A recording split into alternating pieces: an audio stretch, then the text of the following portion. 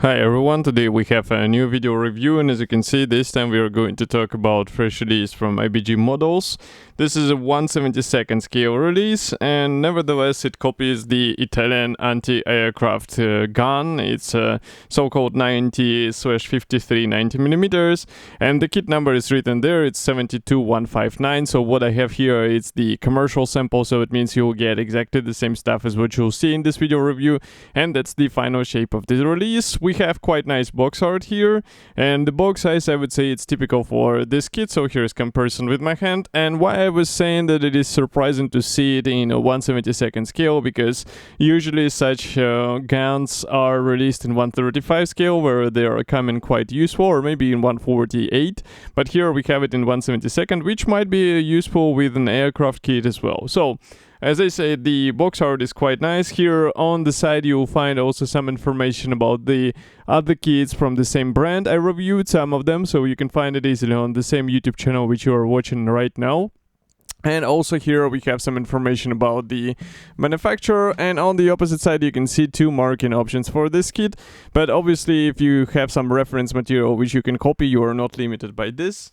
And as for the plastic parts, we can go straight away to the first frame. They are packed into separate plastic bags, so you should get everything in a quite good shape, I would say. So here I will just open the lenses, and what we have here, I would say the main guns parts, or main parts for the rear section of the gun. So as you can see, we even have the armor shield here, and there are some thin and small parts. So for example, if I zoom in here, you can see that they're quite small, so be careful. This is a 1/72nd scale after all, so that's why it's not such a quick thing to assemble, but I think the final result should be worth it. And note that we also have the plastic barrel here, so some modelers would prefer to have the metal one, but that would obviously influence the price as well, so that's why we have the plastic here.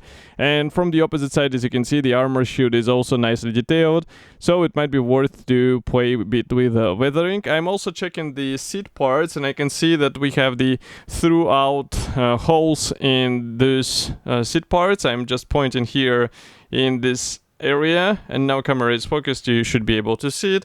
So that was the sprue D. Next we have the sprue A, which comes in a pair of pieces. As you can see, there are two of them, so I will place only one.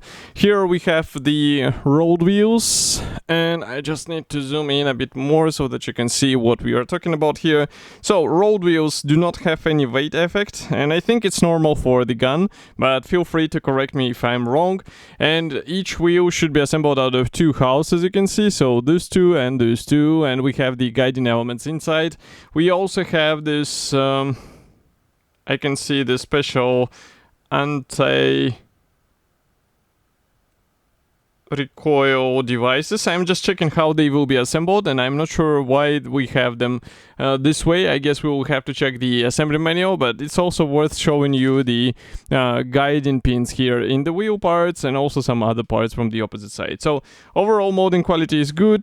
It's visible that here the designers did not use the opportunity to have the details of the tire walls pre-molded. I guess this is not such a huge issue, but it's just worth noting. Next we have the sprue A. So here we have a slightly different set of parts. I can zoom in even closer. So here we have some parts for the main barrel. We also have some parts for the rear legs, let's say, and also these panels. I'm not sure where they will be used, I guess for the main gun. And overall I can say that we also have quite nice molding quality, because all those attachment points, they're quite thin, and I do not see any possible issues with even the thin parts. And if I flip them over here, you can check that we also have some guiding elements from the opposite side. So this is quite a well thought design, and I don't think it will be difficult to assemble. Nevertheless, I would not recommend it to beginners. And one more sprue is left. Here we have the sprue A. So this one is used as the, let's say, base plate for this gun. And again, as you can see, quite large parts. And I wonder how big it will be in a 1/35 scale. If you have some experience with this, I would say, prototype or this subject in a 1/35 scale, feel free to write in the comment section, because it's interesting for me. And here you can check also those parts from the opposite side. But again, I will repeat myself that even though attachment points count might look quite big, it looks like it will be easy to cut through them, and I think the whole assembly process will not take a lot of time. The only thing where you can, let's say, waste some time or spend some time and it will be beneficial for you is the painting planning, because or paintwork planning, because some of the parts will be really difficult to reach afterwards. So that's why it's better to have some strategy on how you will be painting this and that area. So definitely think it through. And also I can see that here in the separate plastic bag where we have decals packed, we also have the very tiny unpainted PE thread. I guess that's the only part you get in metal form. But maybe some modders will be happy, because I know some of you are not that eager to work with the PE parts. And if we are talking about the decals, they are coming from TechMod, so as you can see the printing quality looks good. We have only 3 dials, but I guess that's pretty much all you need for this assembly, and that would be it if you would like to have the gun ready. Now we can move to the assembly manual. So this one is printed as a large brochure, so I am just closing the lenses and zooming out a bit. So now you should be able to see the whole brochure. We have short history note and address of the manufacturer on the bottom. Then we continue with the parts map here. So here it's worth noting that IBG does not mark the parts which are unused, so pay attention to this because it will be quite important. And assembly process starts with I'm not sure what is this. I can see that it's some roller, so I guess it will be installed inside the main gun probably. You can see that wheels are assembled on the second step, then we start working on the main frame, and here is exactly this thing which I was talking about, that you have to think how to plan everything in advance, because some parts are just getting inside and then it will be really difficult to get them. So here we continue with the seats which I was talking about. So they are also quite nicely molded, as you remember.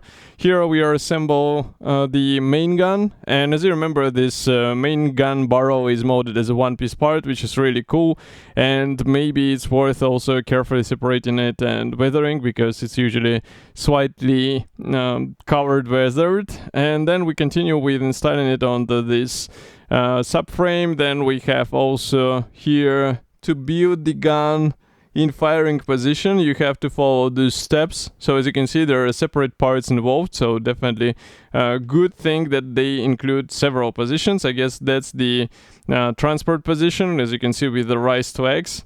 And I guess this is quite a useful thing. I'm just checking how this suspension bogies are attached to the main frame.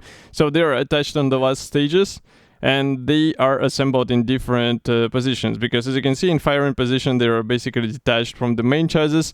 In transport position they are attached, and here you can see the first marking option. So this one comes in a classic green color, and then another one in this camouflage color.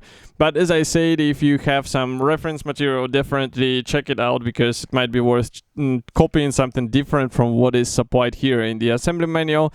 And as for the kit, as I said, it should be already available on official IBG Models website. I will be happy to hear your opinion here in the comment section below. Press the like button if you like this video, and I will see you in the next video review as usual. Thank you for joining me today, and bye.